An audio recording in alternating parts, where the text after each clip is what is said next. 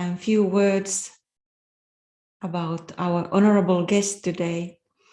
I'm very happy to see you visiting virtually Finland. And finally. Finally, yes. And I have to tell that I still remember vividly 15 years ago when I met you first time. And Rachel just had done the Raj Yoga course, and her eyes were sparkling and full of energy and so happy, and instantly she loved the knowledge. I still remember, I think it was together with Rosemary. You came together with Rosemary. It was wonderful. But what I would like to say about Rachel's path, she's been practicing Raj Yoga for 15 years now, but something magical, she right away was sucked into the essence and to the core of the whole organization. And she has always been close to the seniors with her loving heart and with her skills. So she has really offered her worldly talents how to service humanity in a spiritual way. And it's been wonderful to watch your path. It's been more like a rocket high and going strong. So that's very wonderful. And I can say that you are very fortunate. And people always feel very good next to you. It's your natural way of giving respect and appreciation and gentleness. And so a lot more, but I want to say there's a lovely list. She has worked, and her work interest included research, librarianship, PR, she's really good with that, marketing, events, festivals, urban regeneration, and arts management. And at the moment, she is now full-time volunteer at Global Cooperation House in London, focusing on public engagement activities. And the topic is expecting nothing, ready for anything. Such a lovely topic. In today's world, there's so much different changes, and people are actually in panic. We have business people, people from art field, and they really don't know what to do, and are they selling their businesses or what? So today we're going to hear what spirituality can offer for you, how you can make yourself strong and have that inner strength. Warm welcome, Rachel. I hand it over to you. Well, thank you, Gitta, and welcome to everybody. It's really lovely to be with you. But thank you so much for such a sweet introduction. I will try and live up to it. But it's really lovely to be given a chance to be with you, but also to share on this topic, because it's something that actually, this is a slogan that I have carried around with me for 40 years. And you may know, I think it was in the blurb, that it actually is a motto of the samurai. They were like ancient Japanese warriors, but they also had rather nice clothes. And I love this idea of, you know, how do I hold back, harness my expectations, and in doing so, actually enable myself to be able to do more, to increase my potential. And, you know, this isn't just theory, because as Gitta was just saying, what do we need to have and what do we need to know and learn and be able to do now? It's exactly that. You know, whether it's work, whether it's my family, whether it's my leisure time and my social life, whether it's my health, you know, how many around the world are dealing with, you know, health issues post-COVID, or you know, operations that weren't able to happen or whatever. So, you know, we've seen such huge changes and restrictions to our usual way of doing things, our routine, our comfort zones or whatever. They've just been taken away from us completely in many ways. And, you know, how do we deal with that? And how do we prevent ourselves from going into a kind of like slide down of it should be like this, it's not like that, I can't cope with this, and instead say, it's different, but I can manage. I can, you know, I'll do something different, or maybe there's a different way of looking at it. So I'm really interested in that, and I'm really interested in that personally, because I'm just seeing that, you know, that's what that's the skill and the attitude that I need to have right now, is to be ready to shift, to be flexible enough that, you know, I don't always expect something to be as I planned it. Well, you know, we didn't have a year planner for 2021, and I don't think there's a year planner for 2022. We just wake up in the morning and go, we're still here, right? What's going to happen? And that's just at the moment, that's the new norm. And so I need to upskill myself in terms of being flexible, recognizing perhaps better than I have until now what qualities and what strengths and what potential I have, and not just knowing about it, but actually having the ability to use it and to bring it into my life. And as Gitta was saying, I really think, certainly for myself, it is a spiritual attitude which will enable me to do this. And it is a spiritual attitude that has enabled me to do this. If I can just give a little bit of history, what brought me to meditation, not exactly kicking and screaming, but I don't think it was something that I was naturally drawn to. And I loved spiritual people, but I didn't think I was one. But there were various things, sad and shocking things that happened to people close to me, my family and my friends. And I remember thinking, it's not so much that I can't take anymore, but I can't give anymore. I was so empty, I was so depleted from the sadness and this feeling of not being able to do anything and not knowing what to do and the uncertainty of it, that I remember just feeling empty, that I couldn't help these people I loved and I wanted to help. And it was when I started to meditate, someone just pointed me in the right direction, and I met someone actually, and Gitta knows her well. I went to Cambridge, to the Inner Space in Cambridge. It's a meditation center right in the center of Cambridge.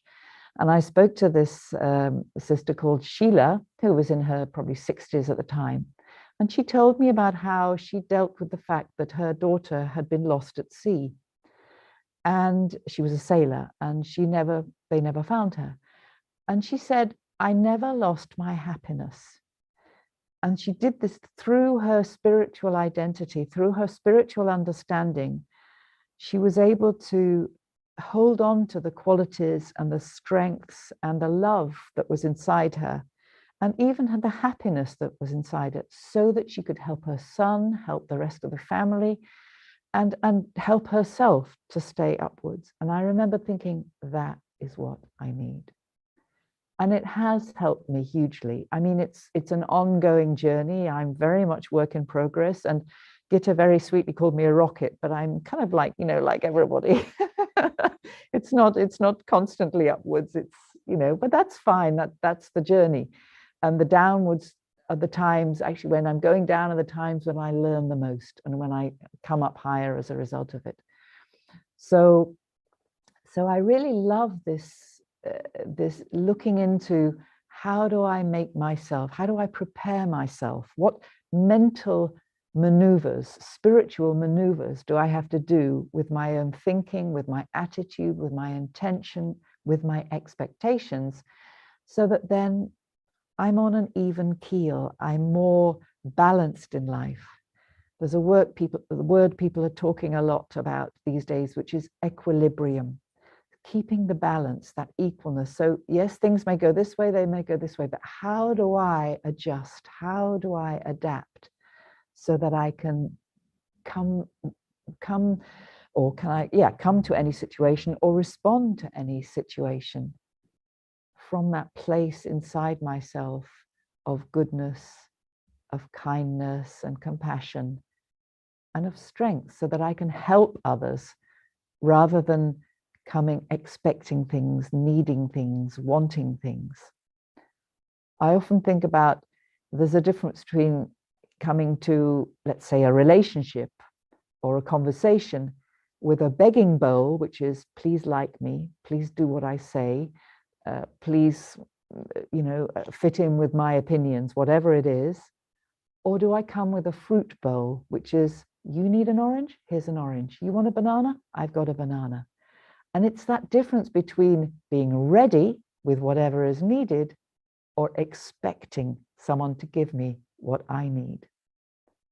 And so the difference between expecting and being ready is, expecting is, in a way, is coming from that taking.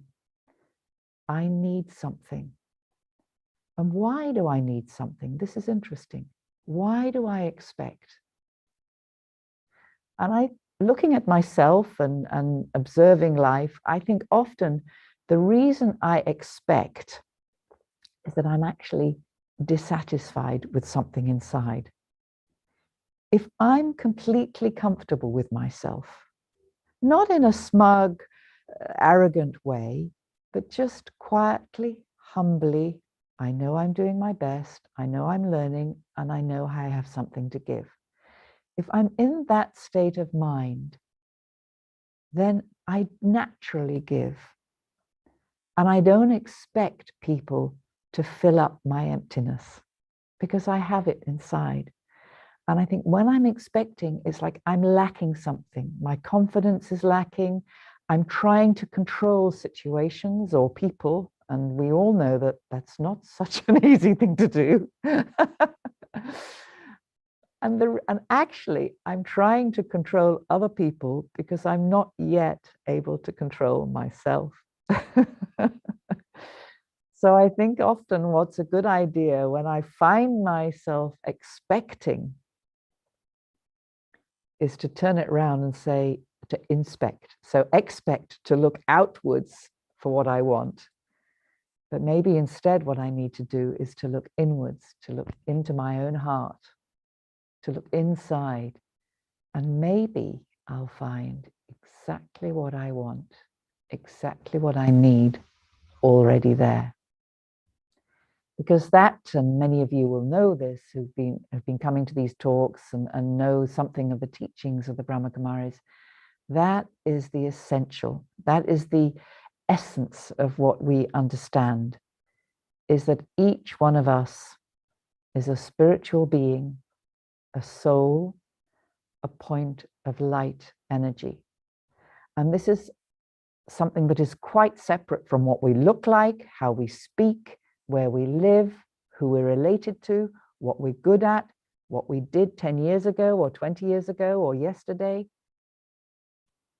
The self, the soul, is an eternal being. And the soul, experience life through, at the moment, the character of Rachel. But I'm not Rachel. I'm not defined by Rachel and what she looks like, what she does, and all of that. Nor am I confined by Rachel. Rachel's great. I mean, I'm awfully glad I'm Rachel because I wouldn't be with you here if I weren't. But it's not the whole extent of who we are. And sometimes we just get so engaged or engrossed in the superficial about ourselves, but also about other people, that we don't see beyond that to a deeper truth and a deeper beauty and a deeper sense of power and capacity.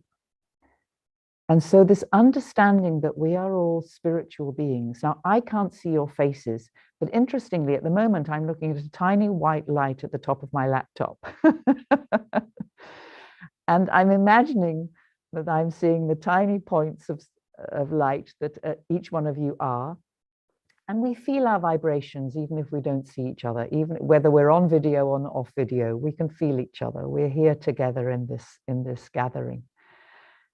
But just this understanding that I am that soul, that spiritual being, and what makes me me, if it's not what I look like and what I do and all of that, what makes me me? It is my innate and eternal qualities of peace, of love, of happiness, of wisdom, of purity. And these are actually all the things we look out for outside. We spend money, we travel miles, we study, all of that. And it's good to do all of these things. But actually, all of the things we seek and everything I need is actually inside me. And so the spiritual journey is the journey inside to discover those wonderful treasures within. And not just to know about them as like a nice affirmation or a nice theory, but seeing them, understanding them, accepting them, believing them, but then using them when I need them most, when times are tough, when things change, when people say things that upset me, when I don't know what decision to make, whatever it is, that's when I need that inner spiritual power so that I respond in the appropriate way. Because power is often thought of as like, you know, the clenched fist, and it's rigid and it's harsh, but actually that's force. Power is flexibility. Power is actually defined by the words, I can. I can do this. I can cope.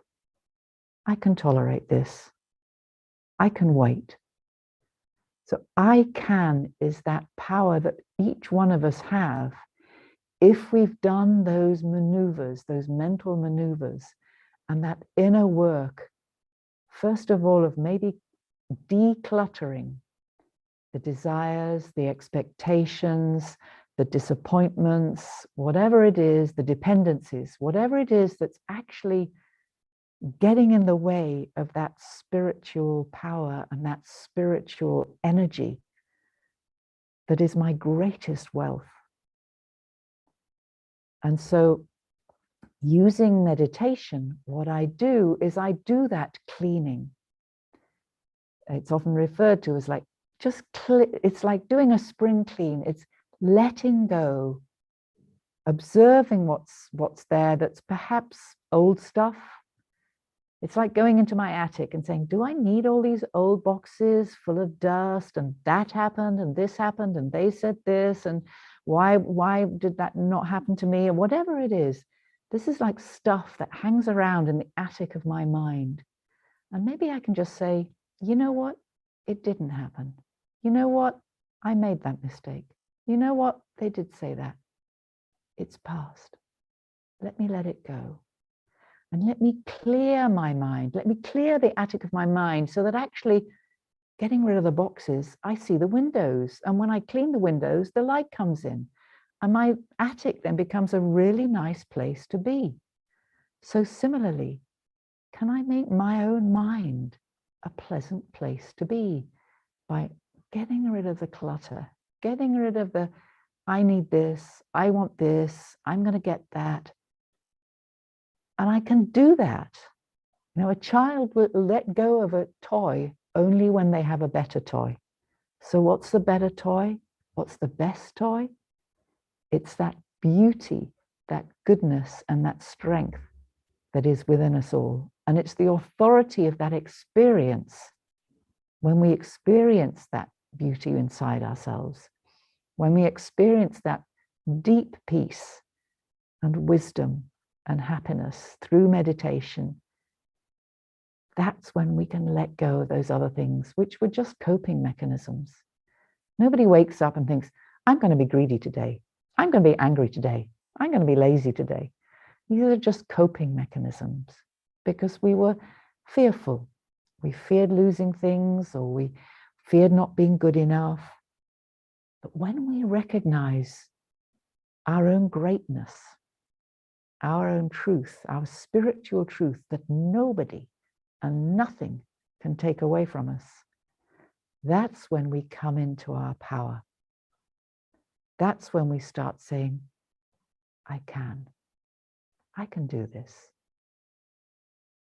And meditation helps because, yes, it clears the mind and it helps us observe our thoughts and choose which thoughts we want and which thoughts are just not helpful. So there are thoughts that will take us up and make us stronger and more confident and happier and more flexible, more compassionate, all the things that we want to be.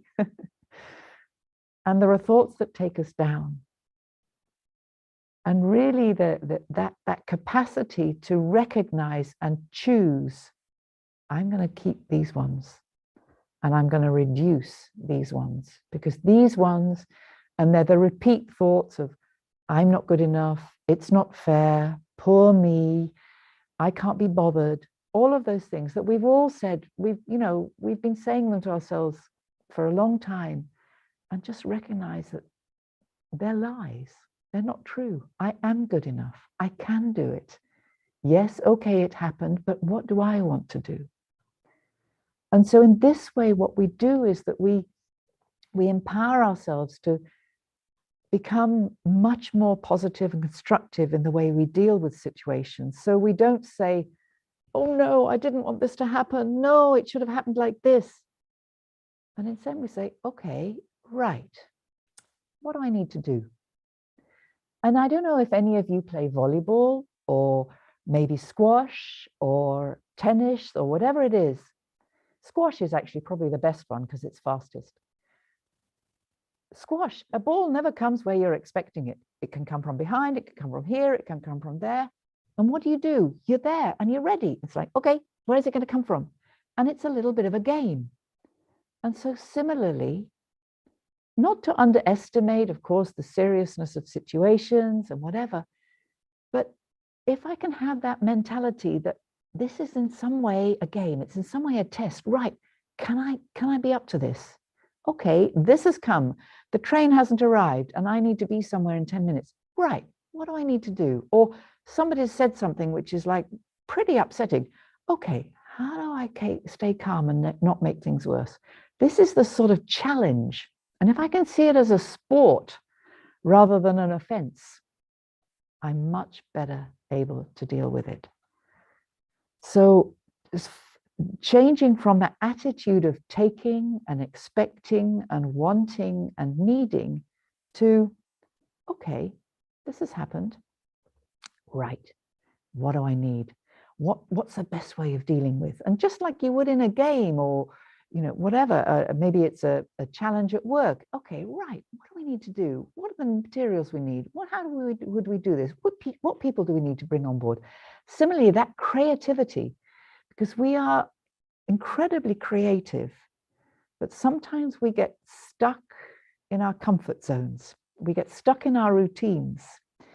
And, that fear of risk, that fear of failure, that fear of losing restricts us.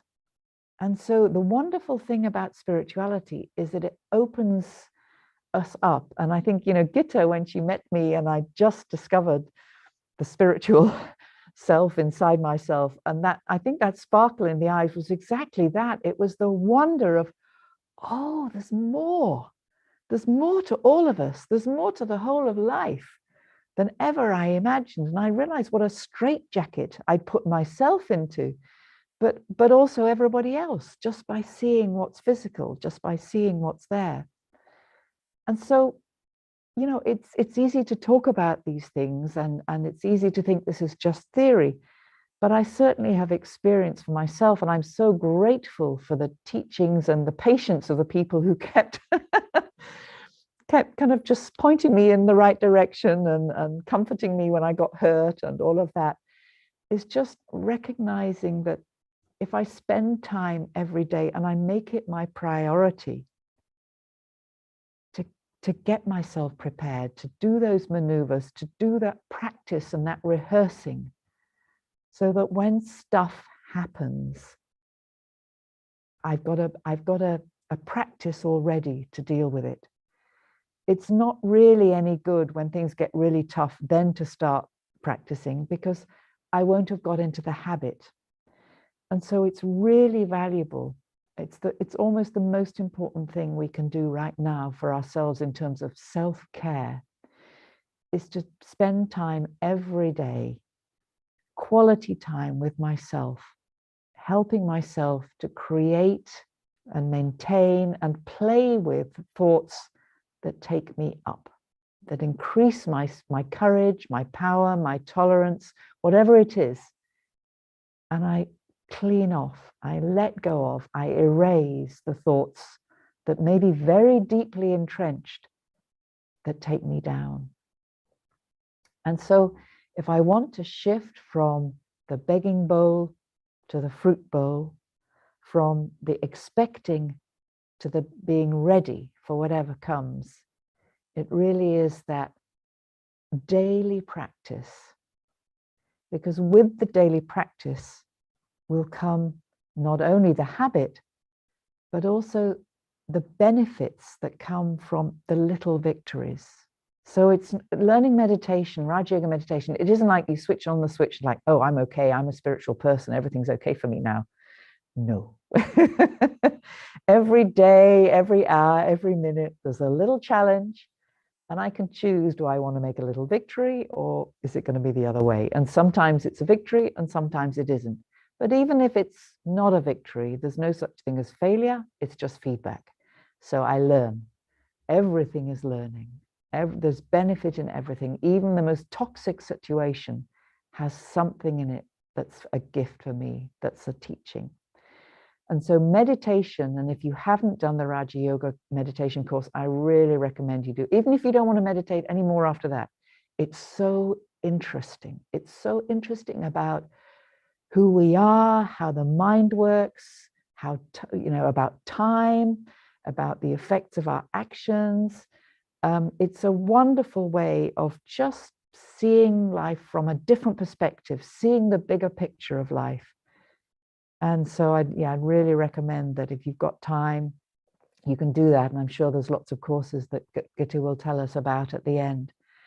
So really, expectations are not, expectations of ourselves and are in some ways a good thing. It's not always a bad thing. A kind of benevolent expectation is good of ourselves, of our children, whatever. Of course we want to do well. But it's when it becomes a demand, it becomes, and then when it doesn't happen, it's blame.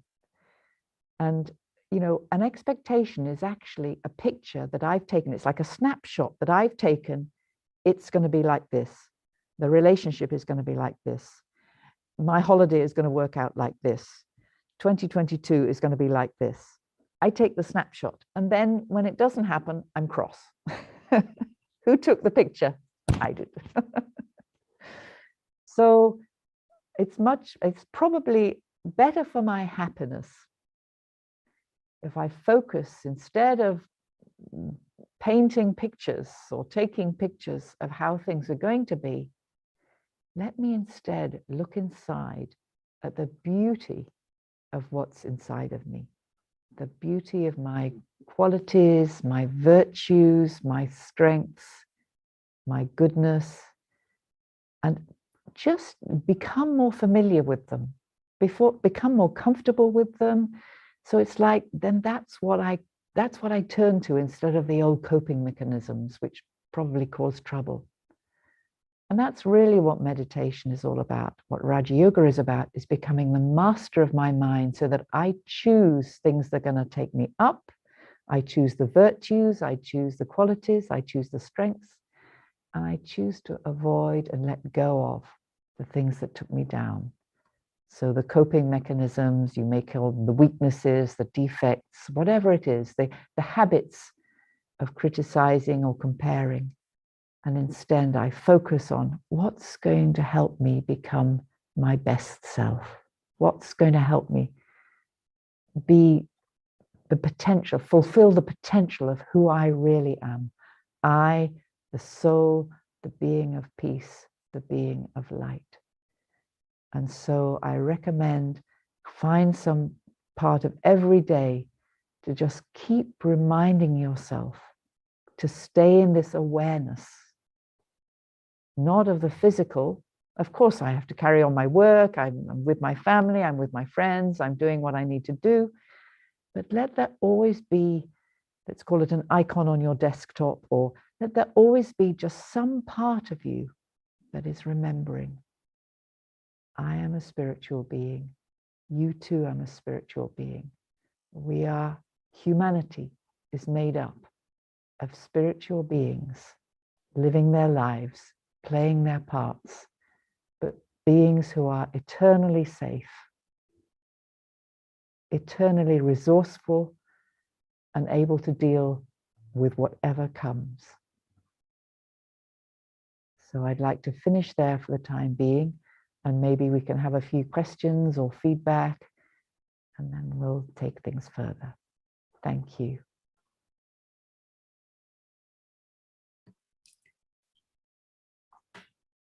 Thank you, Rachel. Such a vivid and lively presentation, very enjoyable.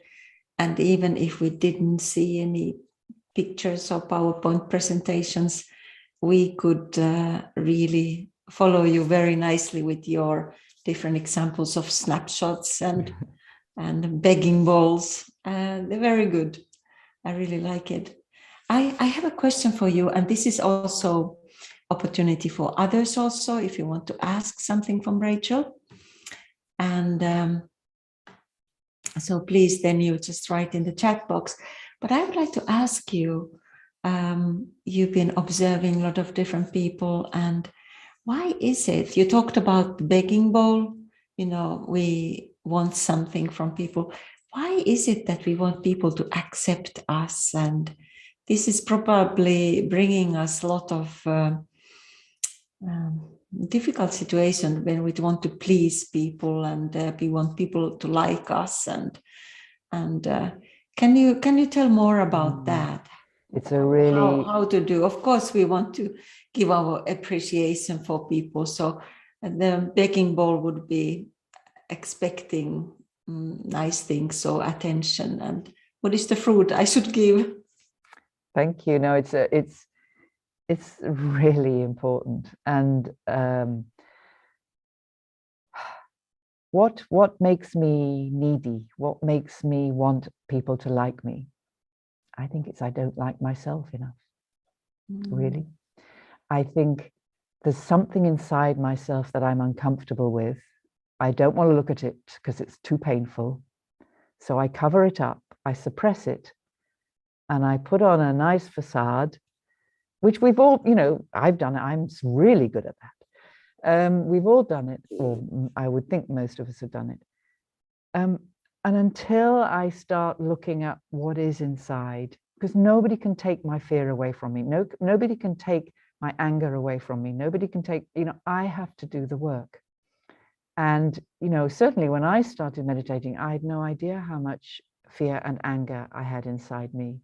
I had no idea how low my self-esteem was. You know, I seemed quite confident, but I was very much needing people to approve. And, you know, it comes still, you know, so it is that there's still work to do. And it's fine, at least I know that. And, you know, in a way, any kind of pain is a good indication that there's something there that, you know, people, I think that it's a bullet from outside that's hurt me. But actually it was a plastic bullet, and it's triggered something that was inside me that was about to explode. And so, you know, knowing that, and it's okay because we're all in the same boat.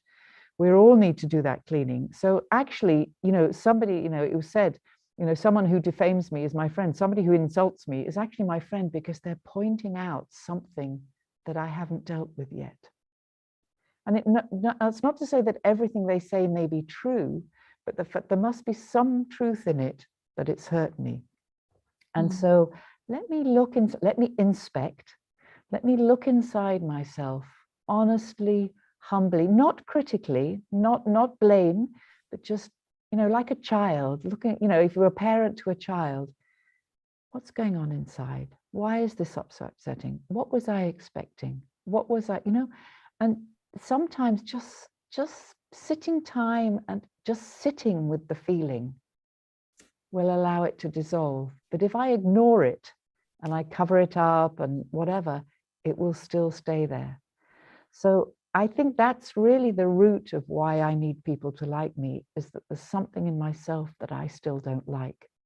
And this idea of being ready for anything, expecting nothing, what is that? That's a sense of total freedom from needing anybody to like me, needing anybody to do what I need them to do in order to be comfortable, because I am comfortable with myself. And if I'm not comfortable with myself, that's why I go outside. That's why I need people to be a certain way and I'm angry when they're not, or I'm hurt. But the work that needs to happen, and I need to do that work, and nobody else can for me, is just that cleaning up, benevolent cleaning up inside, so that I'm free from those needs. I'm free from that dependency on other people or on situations being like I want them to be. That's what I feel. Very nice, very nice. Thank you. And another thing is that sometimes we feel like other people are expecting from us, that you feel like they come with the pecking ball, and what is the best way to deal with that? Well, I think the best way is, first of all, to recognize that I've probably done the same myself.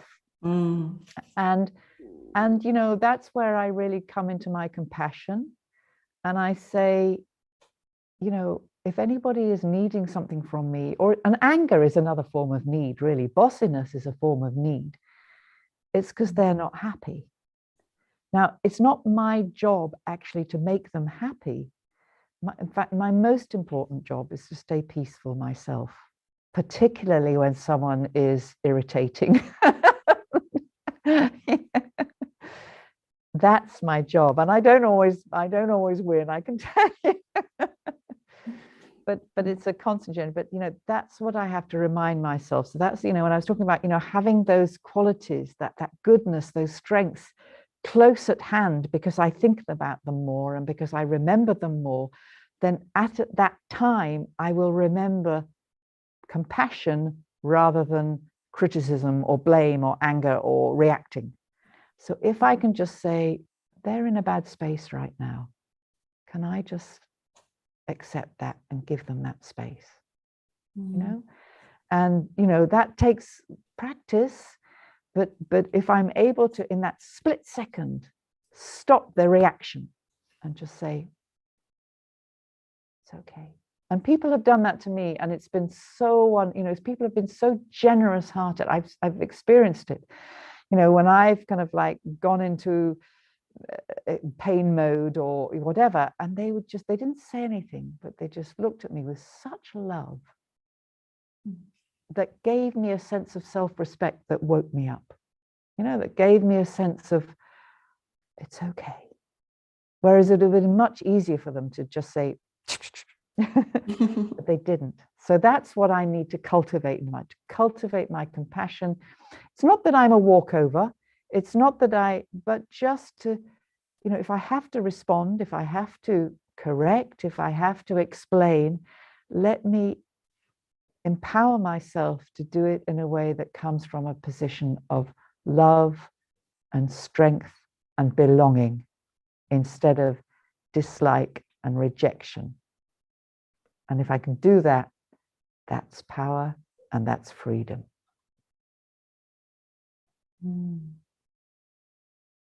Beautiful, very nice.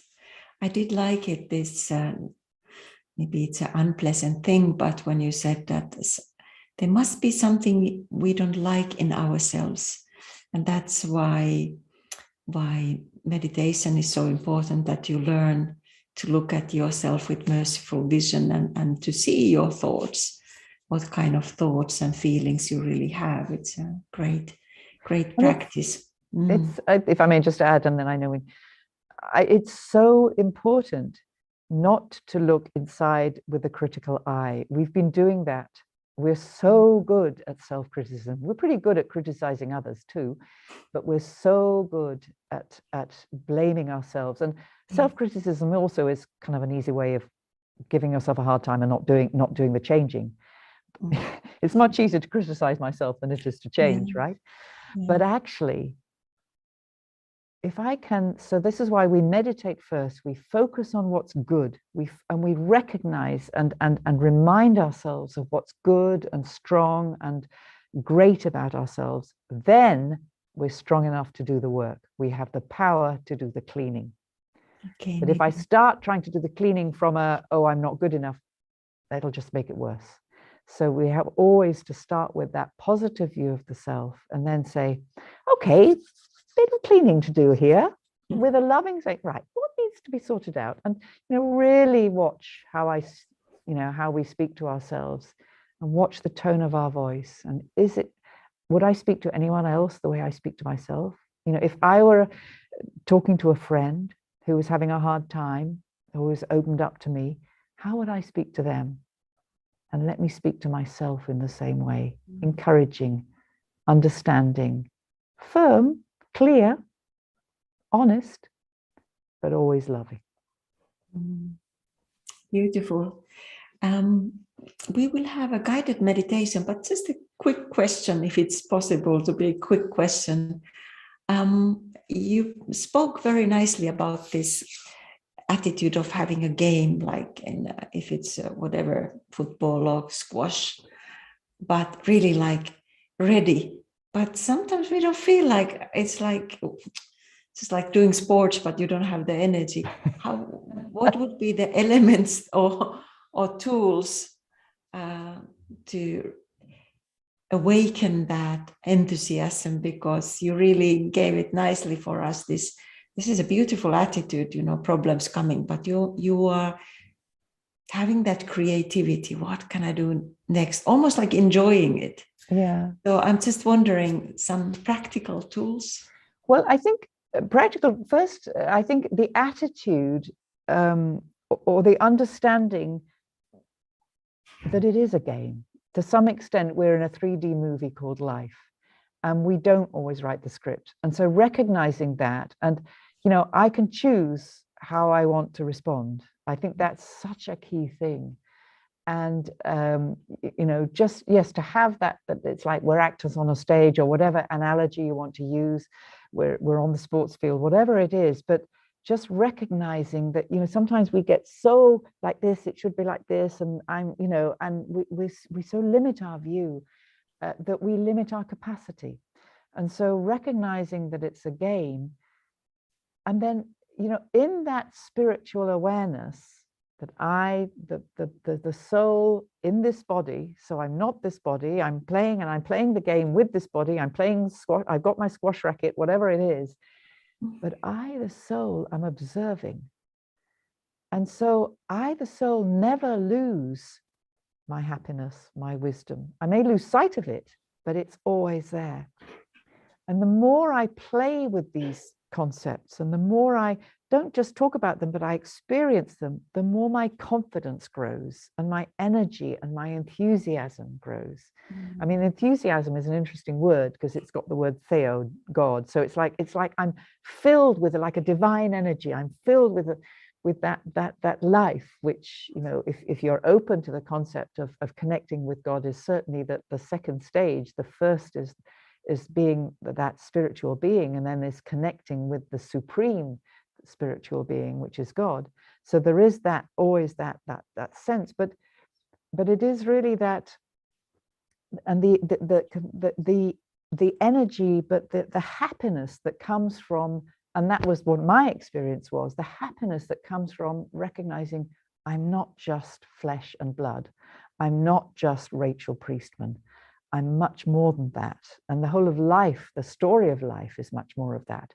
And I think in that way, then I don't feel so heavy, I don't feel so restricted, and it's easier to run around the court better than if I just, oh, I'm Rachel and I'm tired and I'm not very good at squash. And then it becomes difficult because I get into that I can't. So it really is seeing beyond the limitations, seeing beyond the superficial, and then I can. And even if I don't know, let me try. That sort of energy, that sort of innocent, pure energy, positive energy. Beautiful. Thank you, Rachel. Thank you for filling us with all this divine energy. and we have a time here for guided meditation.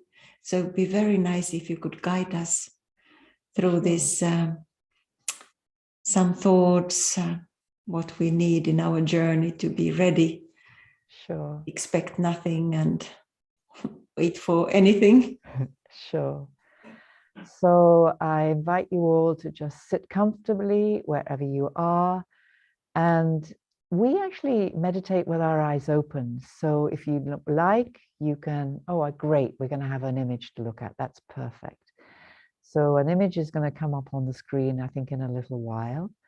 And in the meantime, that's fine. You can just maybe focus on the picture behind me, or if you want to focus on that thing, just like I said, I'm here, so you're here.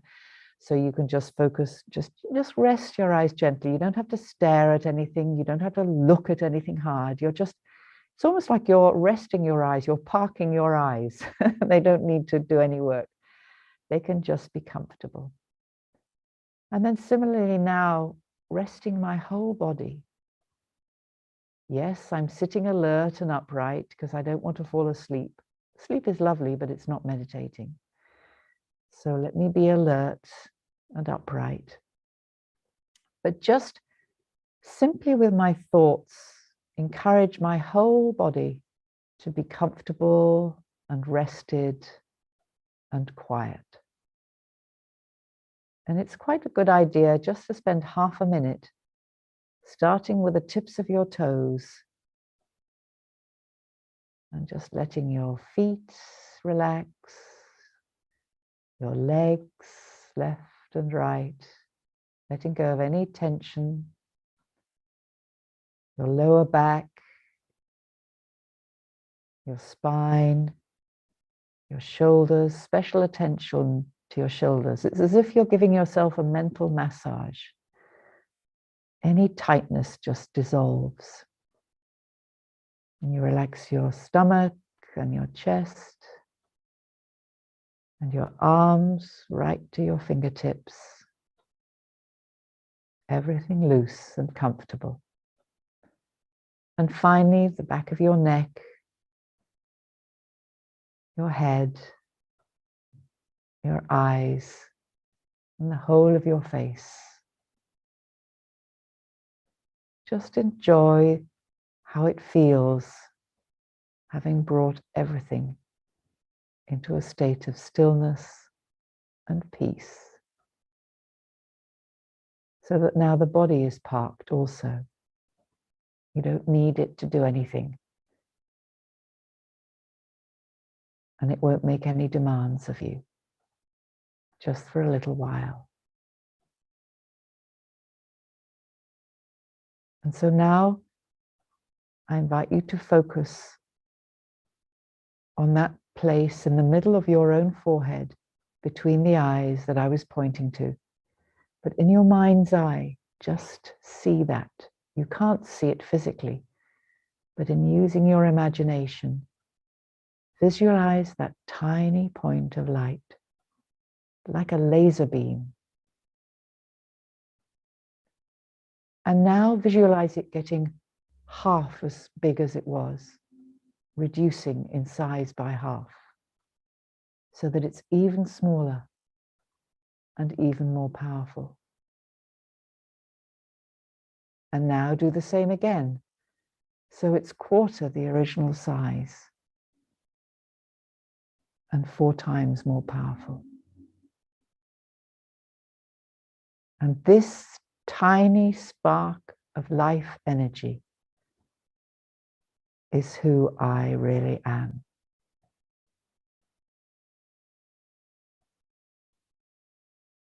And I'm looking through my eyes. I'm listening to these words through my ears. But I am something quite separate from this physical body of mine.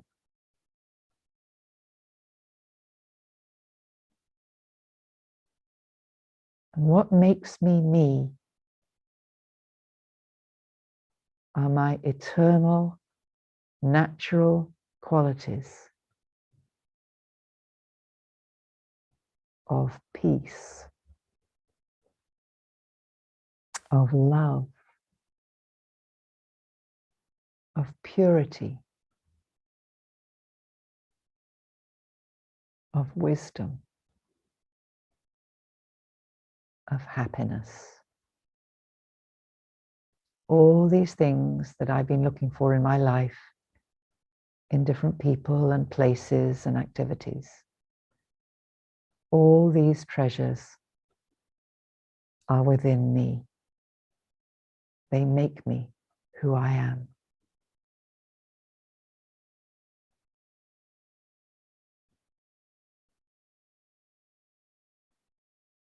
And when I recognize, not just with my head, but with my heart, that this is who I really am. This is the real me. This is my truth. Then I feel quite differently about myself. And I feel very differently also about everyone else. Because just as I am this spark of consciousness, so everyone else in my life is the same. Everyone I meet, everyone I see, all of humanity, wherever they are, we are all spiritual beings inhabiting physical bodies. And knowing this about myself, knowing my truth, helps me to let go of the feelings that I'm not good enough, all the feelings associated with my physical persona. Rachel could do this. I could do this. I couldn't do that. This happened. This didn't happen. That's all to do with my physical persona. It's not about me. It's not about the I, the soul. And so recognizing that each and every one of us has the potential to express these qualities constantly in our lives, to use them, to live with them naturally, empowers me to feel that I can deal with whatever comes. I can come from that place of my values, that place of peace, of love and compassion, of wisdom and understanding, and of pure intention. I'm ready to give of my best. I don't need things to be a particular way or anyone else to be how I want them to be. I know that I have everything inside me to empower me to be my best, to give of my best, and to contribute to the world in a way that is needed right now. So time and time again, throughout the day, let me just remind myself of that tiny point of light in the middle of my forehead that is who I really am. Tiny, but powerful, beautiful.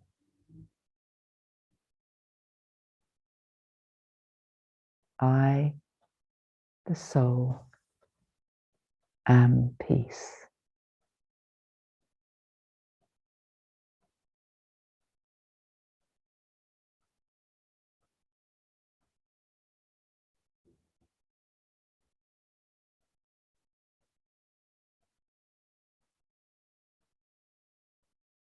Om Shanti.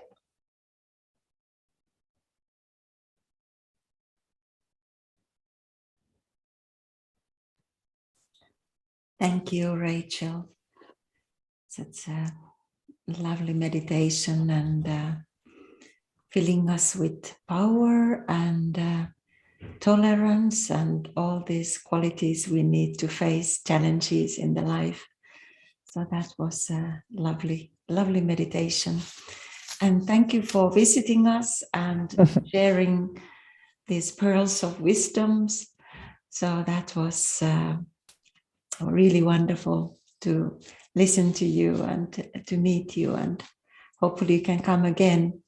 So that would be lovely. You know, I would love it if people would put on their vid. Is it possible? They put on their yes, videos and we say hello. and just now after, if you can come into camera and wave to Rachel. That would be really nice. That would be nice. So then I really will feel like I've been here. yes, so you can see who are there. Yeah. Lovely. And if you don't want to, that's also fine. Yeah. Nice. That's really lovely. Hey, there you see everyone. Wonderful. So yeah. Thank you, and hopefully we see you soon again.